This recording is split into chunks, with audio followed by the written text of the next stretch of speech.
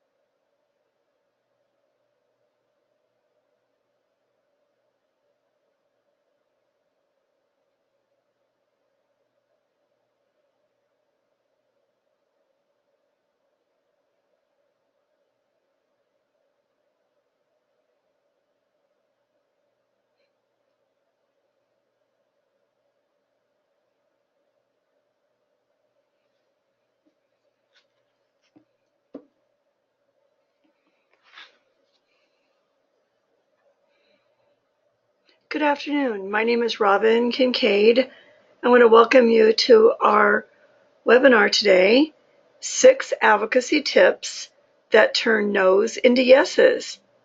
Thanks for joining us. Today we're going to spend the next hour talking about advocacy. Nevada PEP is a parent training and information center, and we are offering information, services, and training to Nevada families of children with disabilities. PEP services are about empowering families to be lifelong advocates for their children through education and skill building.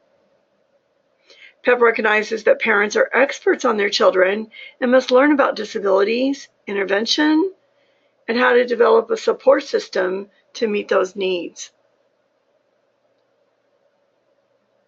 We appreciate the fact that you've taken the time to listen and learn from this webinar, and we hope it's going to be helpful. We truly believe that advocacy is essential for parents in general, but particularly parents of children with disabilities. We're hoping that if you've found the advocacy to be challenging, that some of the tips we learned today are going to help you feel more confident and recognize what tools you need in order to be that lifelong advocate for your child. My children are older now, but the advocacy never stops.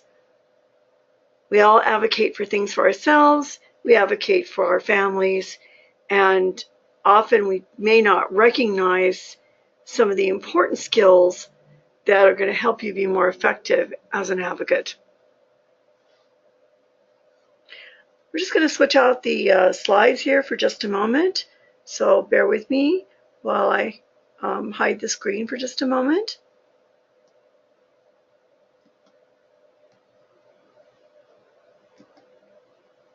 Okay, screen should be changing in just a second here. There we go.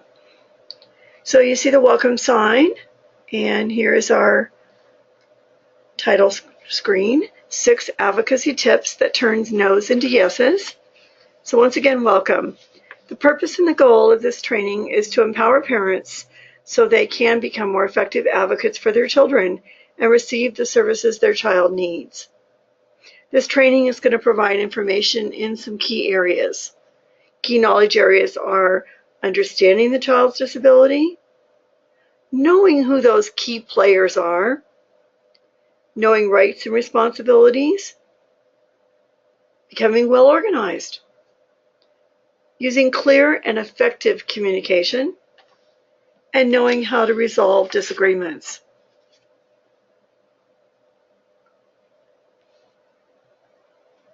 So today we're going to talk about advocacy, which is speaking up for yourself and others, learning the skills you need to be an effective advocate, talking about specific ways you can make a difference. Our hope is that you'll find one or more of the skills that you can use to become a more effective advocate for your child with a disability. Recently in a workshop that's kind of like this at one of our parent centers, a mother whose child is blind and has some lower cognitive levels stood up in the training and said, "I've always been a private and shy person. I never like to speak up, but I'm learning today that I have to speak up if life is going to work for my son and my family." Many times, parents recognize at some point, whether the children have disabilities or not, that they have to use advocacy skills.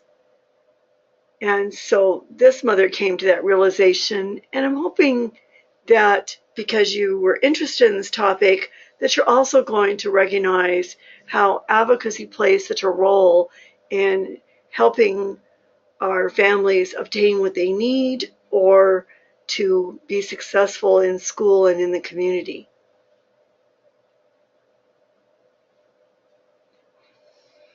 So I have the quote up there on the slide. It says, "Use your power.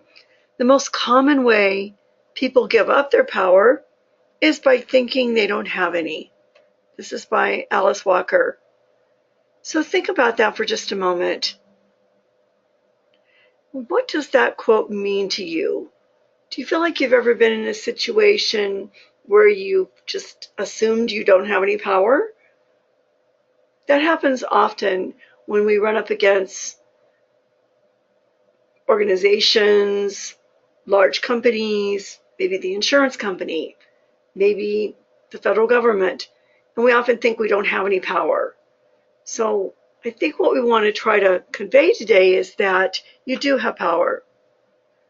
But sometimes parents have some frustration, and we have a collection of comments that may express their frustration when they start feeling as though they don't have power. So a parent might say, "I feel like my child's teacher thinks she knows my son better than I do. I always feel spoken down to. When I've asked for clarification, I feel brushed off or rushed along. This makes me feel voiceless. Sometimes I just give up and leave. I may get the attitude occasionally that we are the professionals, we know what's best, so just listen to us. I do not understand if they're actually telling me the truth. I'm not in a position to question anything." Many of the families that call Nevada PEP often say to us, "I don't know what questions to ask. I only seem to get the services my child deserves when I know my rights and responsibilities." And that often is the case. Not only knowing them, but helping the person you're talking to recognize that you know them. It seems like the staff members support their system and not, me and my child's needs. But the goal of this workshop is to help you realize you do have power and can be an effective advocate for your child. So we're going to learn some things about that will provide some more opportunities to have some more skills. And as a reminder, you don't need to feel frustrated or powerless about the concerns that you have about your child. There are things that can be done.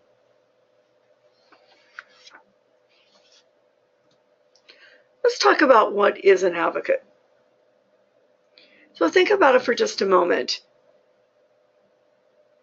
Think about a time where you demonstrated some advocacy. So an advocate can broadly be defined as someone who speaks up to make things better. Advocates can speak for themselves or others. Each one of us has already been an advocate. So think about it for a moment. Have you returned an item to a store because a part was missing? Brought it to the cashier's attention that you didn't receive the correct change? spoke up in a restaurant when they got your order wrong, or even attended a school board meeting to request a change in policy or to express a concern. But those are all examples of advocacy. Advocacy covers a broad range of activities that just about everyone in many settings does every day. Along with this workshop that we're doing today, there are handouts that go with this. So feel free to download. There's 5 different handouts that may be helpful. One of them that I just wanted to mention while we're on this slide is the one about attending meetings to plan your child's individualized education program. Families that prepare and that feel very organized and have their questions and their concerns in a list, 2 different lists, really feel as though that they are able to show many different levels of advocacy.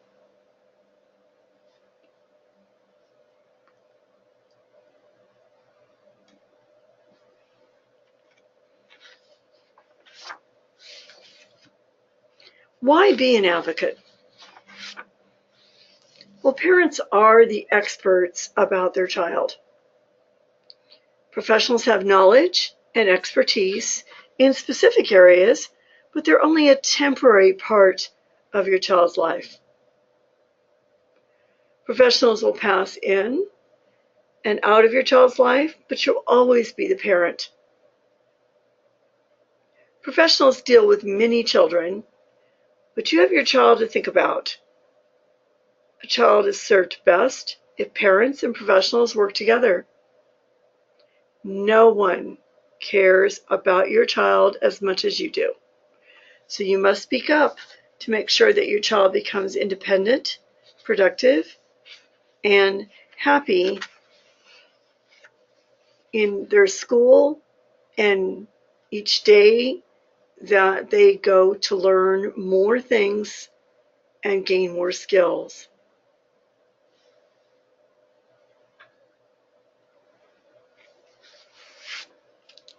So the next slide should show us the 6 skills to be an effective advocate.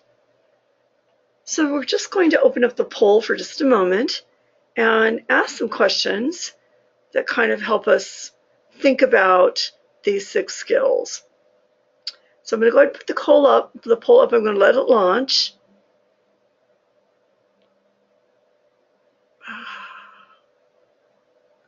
Let's see.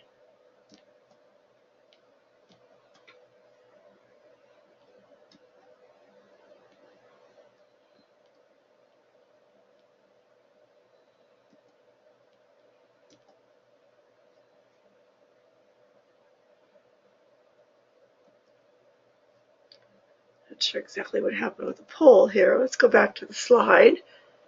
Let's see if we can get the poll to launch here.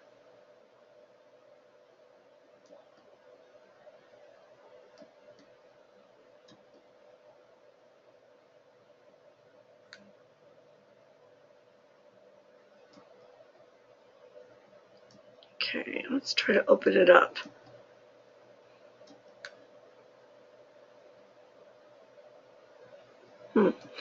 All right, the question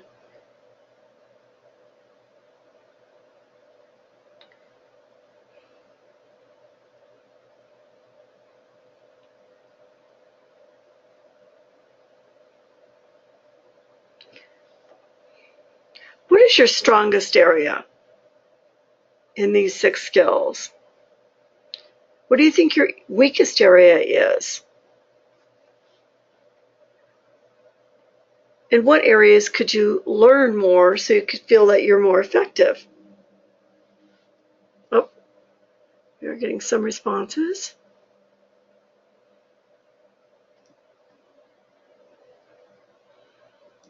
So I'm going to get that one to launch.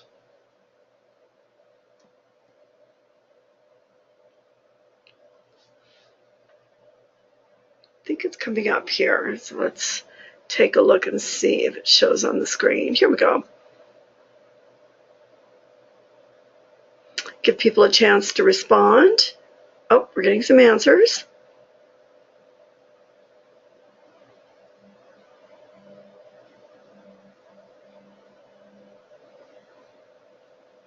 Okay, I'm going to close the poll. Let's see where the view is right now. Back to that screen.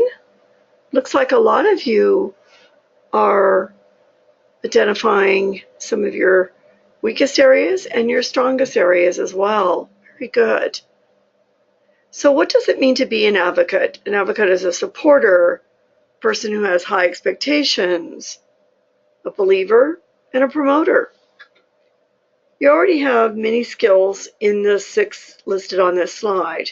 But again, the goal is to expand your skills so you can feel like you're more effective and more resources. Okay, let's take a look at some of these. So advocacy is more important than like playing a game for recreation, but some of the main ideas are the same. So imagine you're playing a board or a card game. Games have rules, and players need to know the rules to play the game. People also need management skills and people skills, such as turn-taking, concentration, making conversation, or managing emotions. Of course, we know the Social Security office, the doctor's office, the child special education program are not games, but they have processes with rules that also require people skills and the skill to resolve a disagreement. Knowing the rules of the game or the process are going to be helpful for you to be more an effective advocate for your child. You know, just as a reminder, the star is your child. That's who we want to stay really focused on.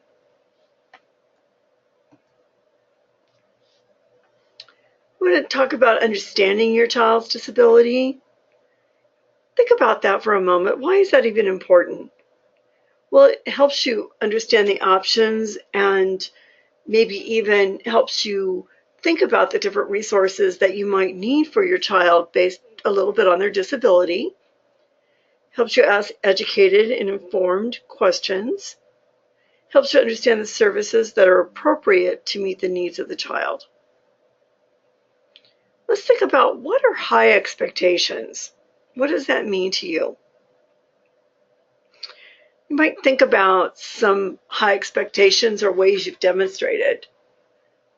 I've worked with families sometimes where one parent has very high expectations and the other one considers himself more of a realist and says, no, I don't think that my child will ever do this, or they never can be able to do this activity.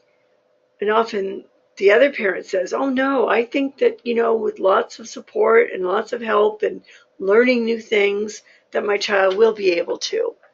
So it is important to have high expectations.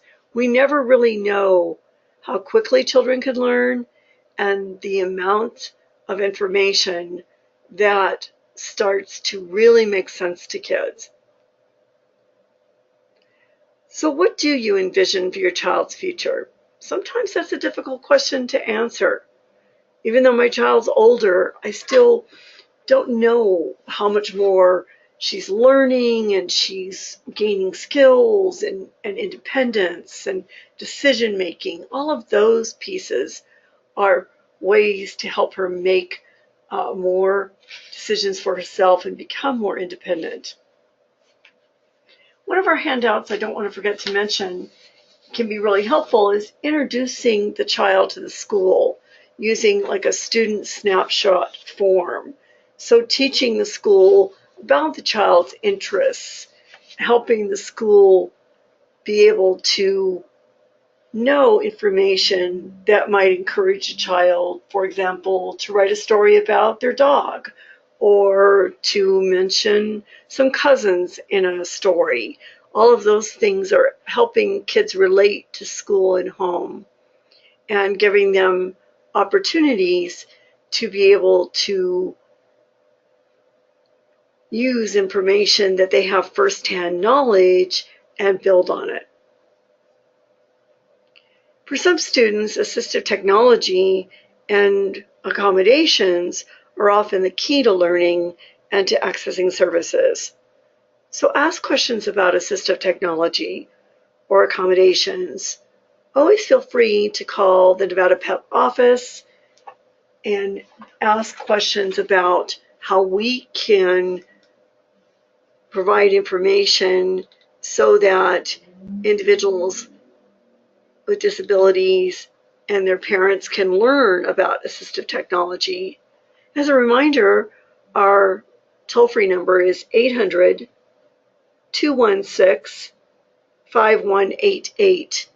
And of course, our website is N as in Nancy, V as in Victory, P as in Peter, E as in Edward, P as in Peter, .org. We'll typing that in, we'll bring up our website, and you can learn more information about a tremendous amount of topics. We also provide 2 newsletters a month that families can have more current, real-time information and learn about things that are happening all over the nation and in Nevada, so that you can be up to speed with some of the different either research or best practices or educational opportunities for children with disabilities. But it's important to learn about assistive technology, because assistive technology is really just about modifying something. It's not always about computers.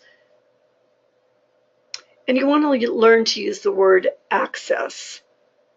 So what will it take for my child to access or be able to use or benefit from a service or activity? So if you don't use the word access in your vocabulary now, it's really great if you can add it in. What do I need to obtain so my child can have access to this program, to this service? How can I help my child gain the skills so that they have full access to what they need? Let's talk about knowing the key players. I'm going to try to pull up another poll again. Let's see if we can launch this one. Let's see. So how would you find out the key players if you needed to? Let's see. I think the poll should be up. Very good. Oh, we got some responses coming in. Excellent. Very good. Nice. All right. I'm going to close the poll. You know, some of the answers could have been that some people said they'd ask for a list of contact information. Others said that they would call Nevada PEP. Some said all of the above. So great. Thank you for participating in that poll. So some of the ways you could find out certainly were that you start asking questions, even asking other parents. But you want to know who the key players are. It's important to know who they are at your child's school. Do you know who the principal is? Do you know who the assistant principal is? Do you know who if the child's in middle school or high school, do you know who the deans or the counselor is? Knowing who the key players are is essential information when you're doing advocacy. You need to know who actually has the authority to make decisions and changes. Is there a hierarchy or a chain of command? Is there someone in the system with a higher rank or more authority? If one person can't or won't help you, who's the next person with the higher responsibility?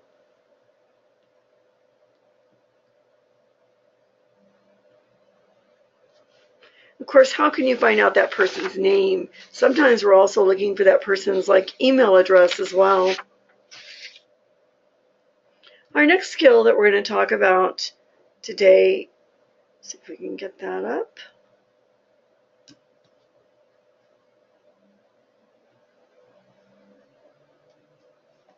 is knowing your rights and responsibilities. Knowing who is in charge is not really enough. Parents need to know the rules of the game too. Parents need to participate with as much knowledge as possible. So I find the websites are really helpful of like knowing, maybe looking at charts to see who's responsible in the state level, if you're trying to find out, for example, who's in charge of regional centers or who's in charge of Medicaid. All of that information can be very helpful.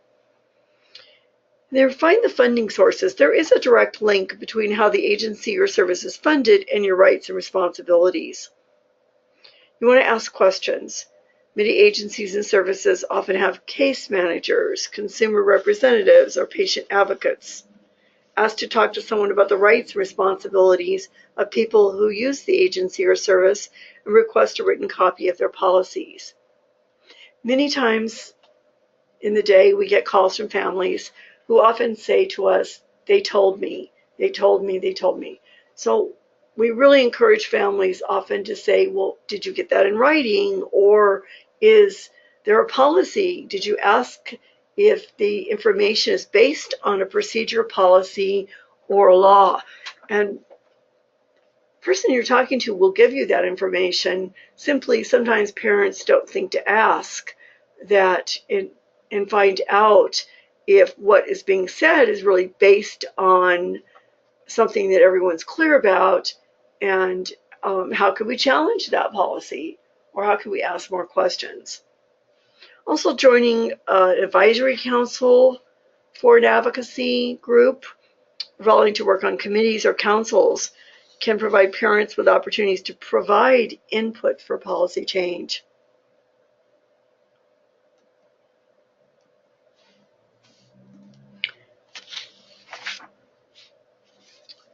Often parents don't feel like partners. Often parents don't feel like even players. But you do have the power, you just need to know how to use it. Understanding the different roles and backgrounds of each participant can help you and the professionals work together more effectively. Here's some differences to consider.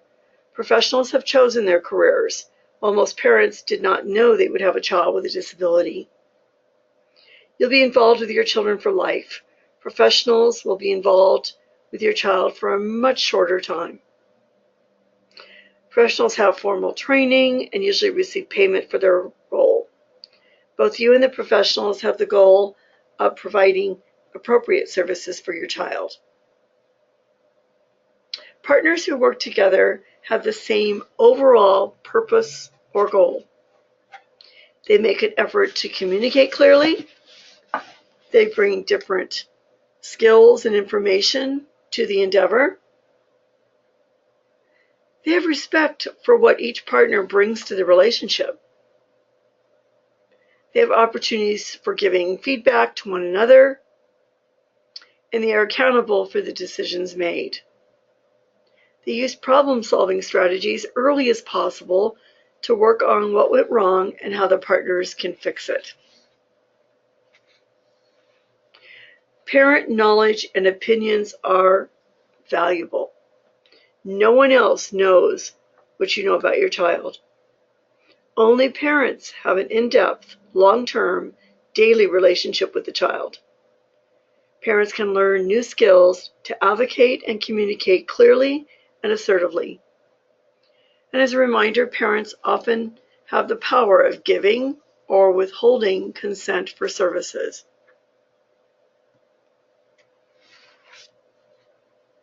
I also want to remind you the tip sheet in one of your handouts is how can my child be involved in the IEP process? And we do want to encourage families to consider how the child can give input, can talk about what accommodations he or she wants to see and feels like they do best in, talk about the testing.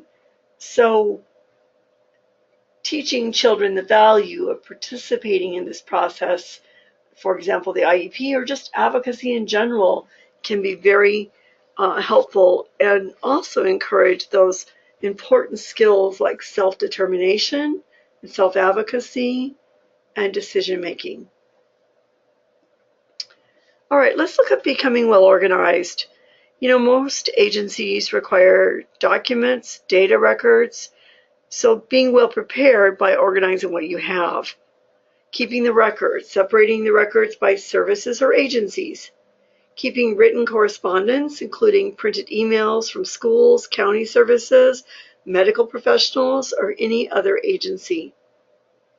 Keeping a list of names and contact numbers for each system you deal with. When you go to a meeting, bring all the pertinent records from your file. Keep them in order by date so you can easily find what you need. So important to put it in writing. If it's not in writing, it doesn't exist. Many families that call Nevada PEP perhaps are looking for help for their children. They would like their children may be evaluated for special education. Often they've used verbal requests. We always encourage them to put their requests in writing. Families that are struggling with situations where their child's being bullied often use verbal reports and then are upset because they haven't seen any action from the school. It is so important that we put those in writing as well. So any requests, conversations really need to be in writing. So the school has a record, the parents have that record, and then the timelines that are associated with those requests are honored. It's always best to get as many things in writing back from any agency you're dealing with as possible. You want to keep copies of letters and emails you send as well as receive. After a phone conversation, you might write a quick letter or email that says, "Thank you for talking to me today. I believe what I heard or what I thought you said was this," and you will. So you kind of have the email outline your understanding of the conversation. You want to keep a phone log. Include the date, the name of person you talked with, a summary of what was said. If there's specific things you or the other person agreed to, highlight them in your log. You want to keep a meeting notebook. Include the date of who was there and the brief notes of what was discussed and decided.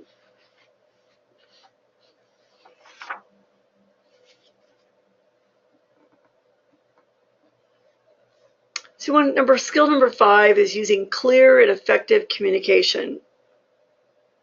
So let me ask a question that you might think about. If someone says your child is disruptive, what does that mean? So there are more questions that parents might respond with, like, do you know when it occurs? How often? What specifically does my child do? Who does my child disrupt? But knowing answers to those questions are going to determine how we might approach the situation and actually try to resolve it. So when you use clear and effective communication, we often recognize that the only person we have the power to change is ourselves. The way you talk to others has a direct relationship to how they will interact with you and perhaps what services that the child's going to receive. So ask yourself, will this get me what my child needs today as well as tomorrow? If you behave with anger, others will likely only remember that you were angry, not that you had good points or valid requests. So some tips that can really make a difference when you're advocating is keep your eyes on the prize. The prize are effective services for you and your child. The focus should always be on the child and what the child needs, maybe not necessarily what you need. So the relationship between you and the school, we want that to be good and you can partner, but the services of what the child needs really overrule whether or not your relationship is good. You want to listen and ask questions. Listen to others and ask any questions you have. Listening gives you information of what you'll need. Listen to see if the speaker is sharing opinions or facts.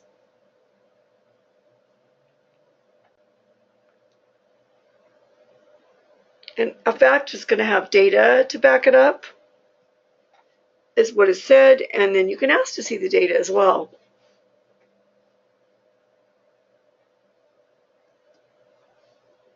To make sure you understood what the other person is saying, you might say, I think I heard you say this, or tell me more so I'm sure I understand.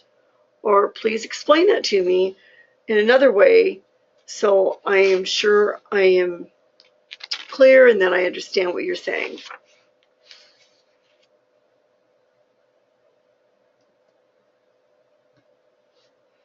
You want to focus on the needs of the child, not on the solution you want. Use data or facts instead of opinion to support what you think your child needs.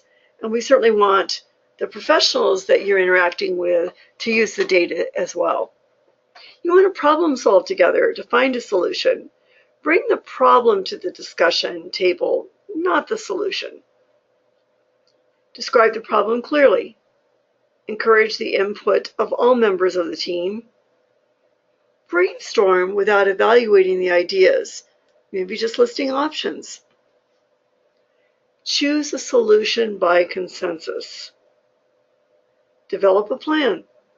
Define who is responsible for an action and when it will be done. Put that plan in writing.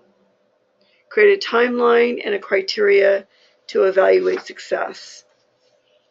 And of course, one of the most important parts is to follow up to make sure that the plan is implemented.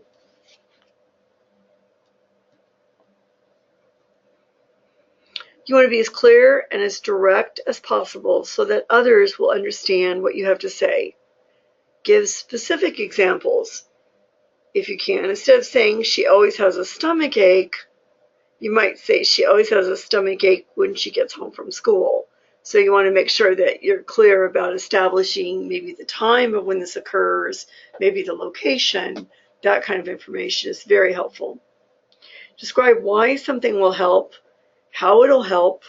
For example, if you say my child needs additional speech services, you could also explain why or how that would help. You want to avoid making people feel defensive. Don't criticize. With each criticism, defensiveness increases and listening decreases. Give positive feedback and praise as often as possible. Turn negatives into positives. For example, he's always fighting could mean, it sounds like my child might need to learn some more social skills or learn how to join a game or how to initiate with peers into a group situation. You want to summarize what you and others have said and ask to be corrected if you've misunderstood anything. You want to get a copy of what was written down.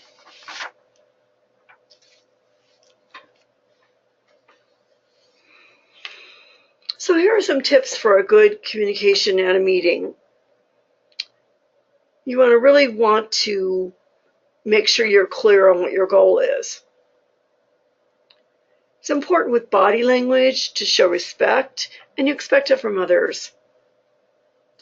I know that I was in a meeting one time and a lady came in and sat down at the meeting and she put this enormous purse in front of her and then folded her arms. And immediately that body language told us that either she didn't want to be there or that she was really not listening. So you have to be aware of how you present yourself and ensure that you are open and ready to listen.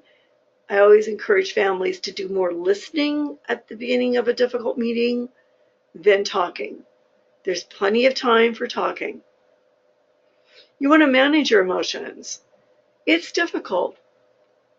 I know with my own child, this was my baby, and I want to make sure that she gets what she needs. So it's often difficult, but the more that you can manage your emotions, you can take a break, you can take a deep breath.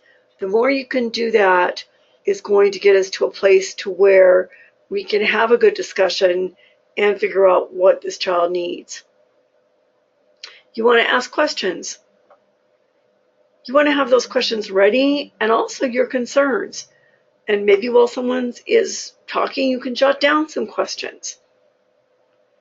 You want to rephrase for clarification. And I always thank people for their time. I may disagree with some things that were said, maybe we've agreed to disagree, but people have invested their time, and I want to make sure that I honor the fact that they've done that.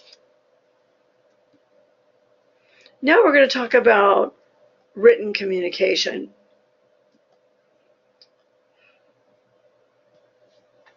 So as it was stated before, if it's not in writing, it doesn't exist.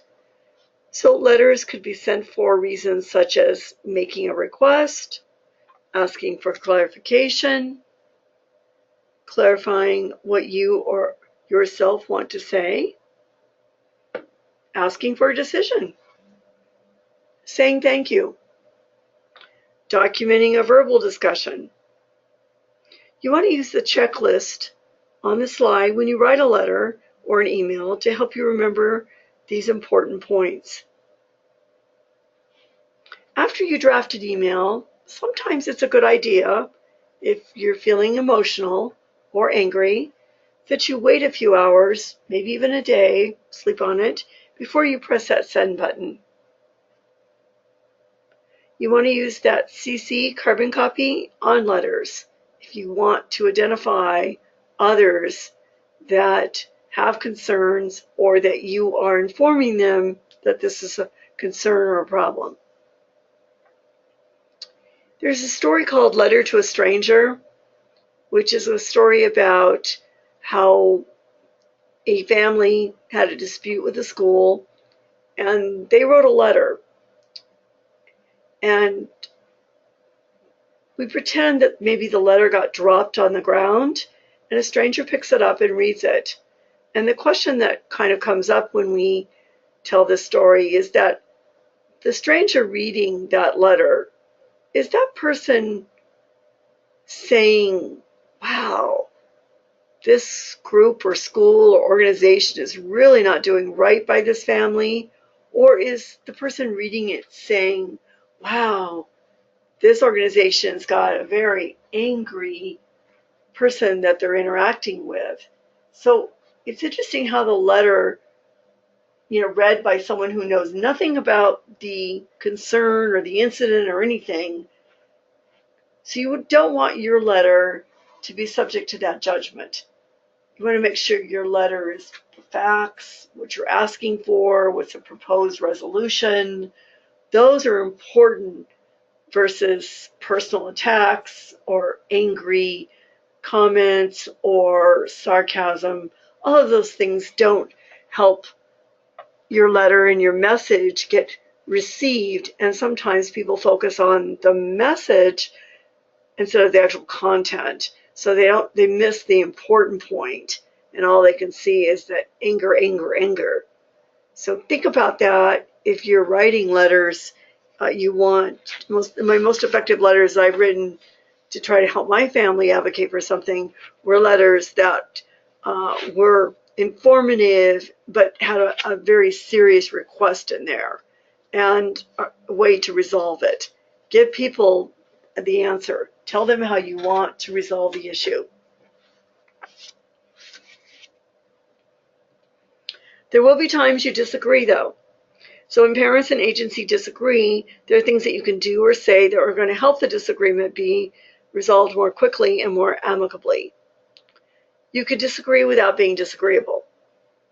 Accept the responsibility if you've made a mistake for your part, but always continue to express that you want to work together for the benefit of your child. If you need to apologize, apologize. You are an advocate for your child. The professionals you may disagree with work for an agency. They must not only answer to you, but to their agency. Oftentimes, it's not the person you're disagreeing with at all, but the agency. So separate them from the problem. Each person involved in the disagreement brings different information, values, priorities to the table. No one has all the answers. Try to work together using everyone's input to resolve the problem. Not everything is worth disagreeing about. Choose your battles or those you deal with will become weary and wary.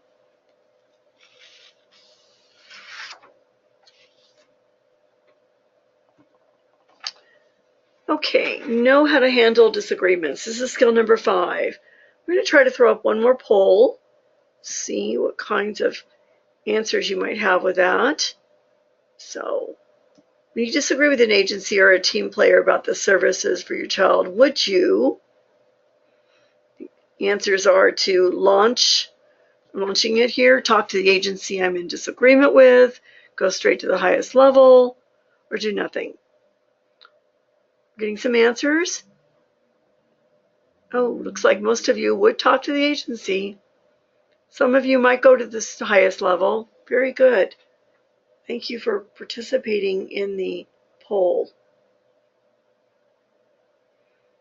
So as a parent, you may agree or disagree with the decisions that are made by the agency. Let's see, let's get that poll closed. You can get that slide back. There we go. Each agency has a formal or informal guidelines on how it works, procedures, forms, policies, and sometimes laws and regulations. Remember, skill number 3 reminds us that knowing who is in charge is not enough. Parents need to know the rules of the game, including how disagreements are settled with a specific agency. Ask if the agency has a dispute resolution packet and ask for a written copy. There are many ways to resolve disagreements. It's usually best to use the informal means. Start your efforts at the level closest to the problem. Talk to people such as a case manager or service provider about your differences. Often a compromise or a trial solution may work. I know many times when we're trying to resolve an issue about services, we might say, well, let's do it for 6 weeks, this service that the family would like to have implemented in their child's individualized education program, and then we'll re-meet to see how it's going.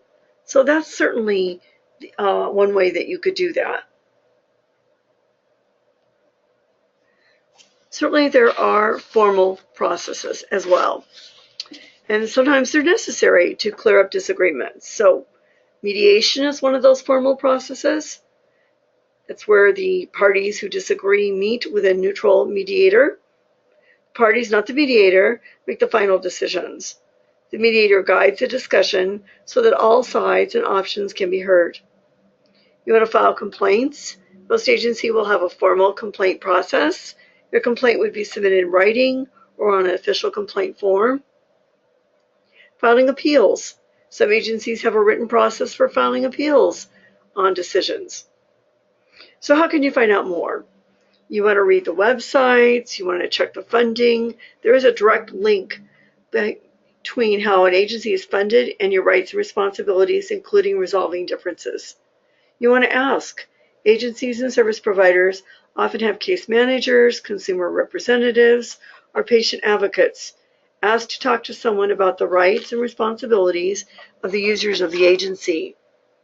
Another reminder too, if the issue is regarding special education, you have rights and responsibilities. They're called procedural safeguards. So it's important to make sure that you know what they are and use your procedural safeguards. If you have more questions, we encourage you to call Nevada PEP, and we're happy to help you. Once again, our statewide toll-free number is 800-216-5188. You also can get a lot of information on our website, which is nvpep.org.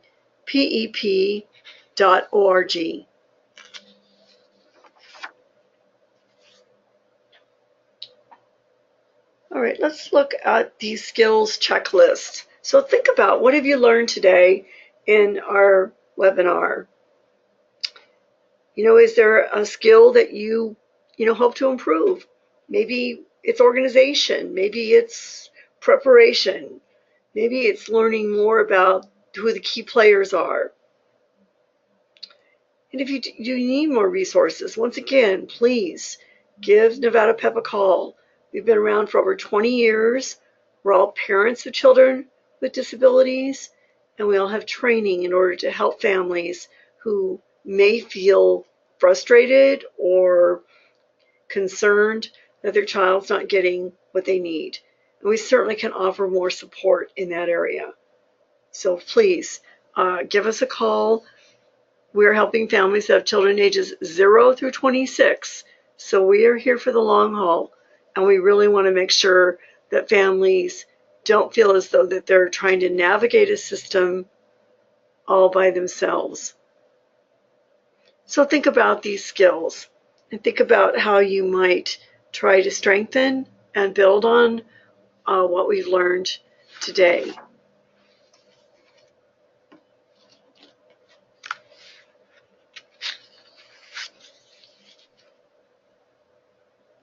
Let's take a look at one of our last couple slides here.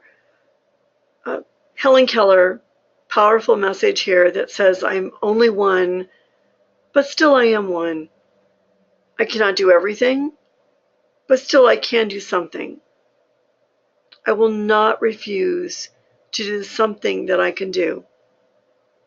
So the only person that you really can make changes in is yourself. As you work towards your advocacy skills, you're going to find yourself becoming more confident and effective.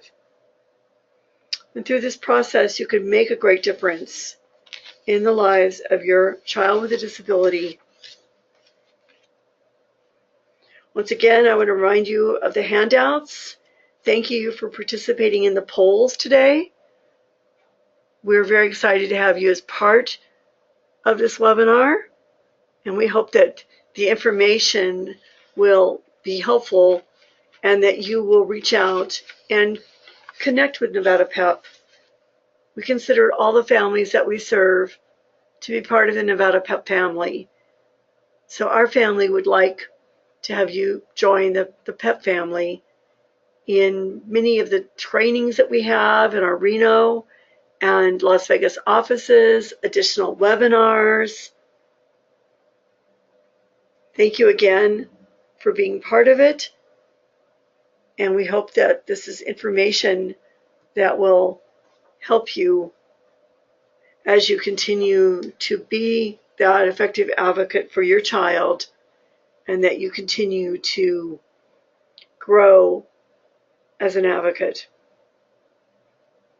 Thank you again. Have a great day.